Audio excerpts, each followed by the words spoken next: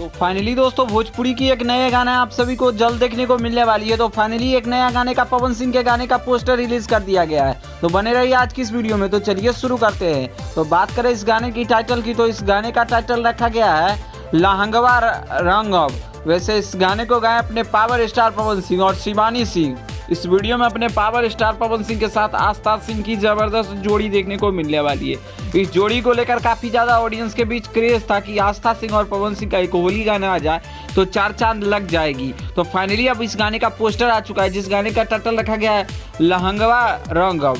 वैसे इस गाने को आप सभी के बीच वेब म्यूजिक भोजपुरी से रिलीज किया जाएगा। तो अभी इस गाने का रिलीजिंग डेट नहीं आया है और इस पोस्टर को अभी आप सभी के बीच रिलीज कर दिया गया है। इस पोस्टर को आप अपने स्क्रीन पे देख ही सकते हैं। तो खैर क्या कुछ कहना है अपने पावर स्टार पवन सिंह के ये गाने के बारे में अपना राय जरूर दीजिएगा। और पावर स्टार पवन सिंह का लगभग ये दूसरा होली गाना है। इससे पहले एक और होली गाना आया था।